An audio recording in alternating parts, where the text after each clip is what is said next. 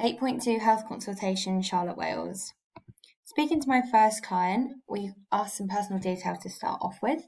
Found out her name was Jackie Wales. She lives at 23 Manor Drive, Peacehaven, Terscombe Cliffs, East Sussex. Her postcode is BN107EB. Her mobile number is 07721 610 350. Her email is thewalesfamily@btinternet.com. She was born on the 21st of June 1972, making her 48.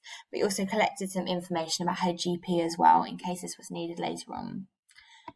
So first of all, I started out by asking her goals, about why she'd come to speak to me today, what her reason for attending was. And she gave me the answer that she was here for a general health review and to improve her lifestyle. So immediately from this, I can work out that she's recognised that her health could be better and she's probably not in the best condition at the moment. And she needed to improve in the long run to make sure that her health wasn't going to deteriorate at all. So I asked her if lifestyle improvement was important to her, which she said it was, what she was most looking to look to focus on within this. And she stated back to me that it was important to her that she knew she needed to increase the amount of exercise that she was doing within a week. She wanted to reduce her alcohol intake, and then potentially she would then have the added benefit of weight loss. However, this wasn't her main goal here. She wasn't turning up for aesthetic reasons. So through this, we can give specific SMART targets, which I'll talk about later, and I can use different types of targets to check on alcohol as well. So I asked her what her levels of motivation were like, and she said that they were quite low to get started.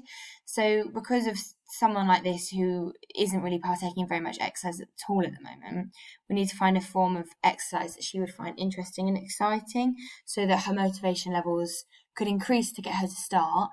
And then once she enjoys this activity she's chosen, her motivation levels will only continue to climb. So then we asked about current physical activity that she was partaking in. So I asked how often she felt she was active in a week, so how active she felt she was in a week. So she described this as moderately active, which fits into a category of around 30 to 60 minutes a week, which isn't very much exercise at all, really. So we would look to increase this to around 3 hours a week as a minimum, sort of to start with, and then this can be built up slowly over time. So I asked if she'd previously taken part in any physical exercise, see if we could get a look in at what we were dealing with, whether she enjoyed exercise previously. And she stated that previously she did take part in going to the gym, she enjoyed step aerobics, and she played competitive netball.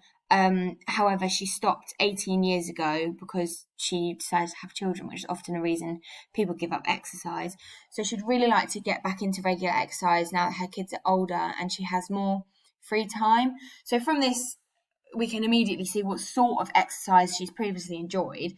This suggests she enjoys classes with the step aerobics, she enjoys team sports because of netball, and she didn't mind going to the gym either. And obviously lots of people struggle with going to the gym, but this doesn't seem like it would be too much of an issue if we were to try and encourage this in the future. So I asked her if staying active and keeping fit was important to her. She said that she would like to keep a more active lifestyle and a healthier heart. So this is suggesting that keeping active is important to her in a way that she knows it needs to be more important to her. However, at this current moment, she isn't particularly working as hard as she needs to be. So we can achieve this again through SMART targets, which I'll talk about later. So then I asked about nutrition, and I found out that as a whole, she isn't eating particularly well at all. So she doesn't she doesn't limit the amounts of refined sugar in her diet, nor the saturated fats. She doesn't particularly eat foods that are high in fibre. She doesn't really eat her 5 or more portions of fruit or veg a day. It just depends. She doesn't eat more fish or poultry than red meat. And she isn't drinking 8 or more cups or glasses of water per day. She suggested to me that she was probably only drinking around 3 or 4. However, we do know that her weight has been steady recently. Her weight's been steady for a very long time, which is suggesting, although she particularly isn't eating as healthily as she should, she isn't sort of binging one day and then sort of starving herself the next. She's consistently eating the same amounts of food, which isn't, although these aren't great foods, it's not sort of worrying about her health. And she drinks around 7 or 8 caffeinated drinks in a day, which is far, far above where it should be. She should only be drinking around 3 or 4 of these. So we will look to limit this and start replacing caffeinated drinks with water. If we can get cups of water up to about 8 and caffeinated drinks to about 3, this will be really helpful for her, both weight-wise and health-wise. I asked her if she had any comments or concerns about her diet or her weight. She said she had no concerns about her weight, although she knew it was too high and she knew her diet wasn't very healthy, but she doesn't eat ready meals and she only eats takeaways maybe once or twice a month. So this isn't worrying for us. We aren't looking at this and thinking, oh no, let's make a drastic change. She just needs to eat sort of more fibres and less saturated fats and things. They then looked into her lifestyle in particular, asked how often she has an alcoholic drink. She had already previously stated to me that she was looking to reduce her alcohol consumption. So she said she probably has an alcoholic drink 4 or more times a week. Not quite daily, but quite often. This was usually with dinner.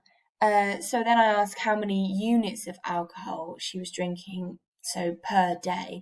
So she was sort of saying 4 to 5 units, however this can vary. So some nights she would only have a glass or 2 of wine with dinner, but other nights she, would go sort of full house and drink sort of properly, as she would describe it.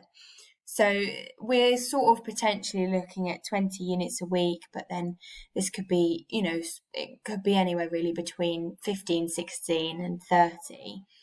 So I asked her if she smoked or used any other nicotine products. She said no, never. The same for drugs, not drunks even. So this is really good to know. We don't need to worry about any of that. And I did ask if she felt under any excessive stress or strain at the moment. She said that she did, sort of relaying to me that COVID has been taking its toll, along with other varying personal factors at the moment. So in the last 2 weeks, she said that specifically in the last 2 weeks, however, this has been going on longer, she's been feeling tired, she has low energy levels, she finds it really hard to concentrate, she feels quite restless, she has trouble relaxing, she's very irritable. So I know that if we sort of get her exercise levels up and sort her eating out in turn, this should have a really great effect on how she's been feeling. We should be able to pull her out of this sort of slump, as I would describe it, and have her feeling a lot better. So this is also sort of knock-on effect with how I asked her about her sleep. So she was rating it a 5 out of 10 for sleep, and she was only getting around 6 hours on average. She was saying she wakes up in the middle of the night several times. She can wake up between 3 and 5 times in the middle of the night, and finds it difficult to go back to sleep after this. Then we looked at her physical health. So I asked how active she was as a family, because this is quite important to us. She said that they were very active as a family. Her son was a black belt in karate and attends the gym very often, and her daughter used to play a lot of sports, although she seems to have dropped out of those teams recently. However, this shows that as a family they aren't sort of all sedentary and sat on the sofa all day. They are they do get out and they are active. So as to how many steps she does an average day, she tells me she wears an Apple Watch, so we can look at the data from this, which is really helpful for us, and we can examine sort of on average how many steps she's doing. She says she's doing about 7,000 steps per day, which isn't too bad. She should really be doing 10,000, but for someone who works at a desk, 7,000 steps is not a horrendous amount. I asked her if I was to ask her to run, how far does she think she could run? And the simple answer from that was she couldn't. She doesn't think she'd make it very far, almost no point in starting. So although running isn't for everybody, we would look at getting her cardiovascular endurance up enough that she could sort of maybe run a 12-minute Cooper run, or even her ability to do sort of a 400-meter race. I asked her if she'd played any sports in the last 10 years. She said no. As I stated already, she sort of gave up her sports that she used to do around 18 years ago. So we're not really classing anything in the last 10 years. So I asked if she'd always been active, and she said as a child she played lots of different sports, including, swimming. She said she played netball, hockey, lots of team school sports really. So she stopped playing this competitive netball when she was 29, and obviously now she's 48. But she used to work as a swimming teacher until she was 37. So this may not be classed as, she wasn't swimming competitively, but as a swimming teacher, she would have been doing lots and lots of continuous exercise, which she only gave up about 11 years ago now. So as to how often she thinks she goes out for a walk, in a working week, she suggested around 2 or 3 times she would go out for a walk with her friends. She said she has Wednesdays off. She only works a 4-day week. So she goes out on a Wednesday walking with her friends, really. But she's walking more at the moment due to COVID restrictions. So she's been working from home, she suggested. Not full-time working from home, but more often than not, she's working from home. So she has the opportunity to take herself out on a walk more often than not. And her resting heart rate, according to her Apple Watch, is somewhere between 62 and 71 beats per minute on average. So this isn't bad, as we'll look at later what her resting heart rate was on a day, and along with what it should be. But this is quite positive signs, to be fair, from this. Then I asked her about her medical history and referral. She said no to most procedures. However, she said she is diagnosed with asthma. So I asked her about when she would be taking an inhaler, if she needs it. She said she doesn't use it particularly often. However, she needs it if she gets tired, or if she's obviously doing strenuous exercise, or if she's drinking alcohol. She finds she needs to take her asthma pump. However, she hasn't had an asthma attack in a number of years. Sorry, I've just noticed this doesn't say nerve. So that's not too bad for us to look at. My spelling on this is atrocious, clearly. There we are. I asked her, so she's not taking any antidepressants or antibiotics, which is really good to know. In 2009, she had a major operation on the base of her spine, where the doctors had to shave a disc. So this, she stated, does result in her back playing up. If she sits down in a particular position for too long, or if she sort of bends in a certain way, if she lifts something that's too heavy. So we would take this into account when we were looking at certain types of exercise, especially if we were looking to get her back in the gym and lifting any sorts of weight. We'd have to be really careful with the amount of weight she tried to lift from the floor, because this could do her some damage. So this would need to be kept an eye on and used to justify and change sort of exercises.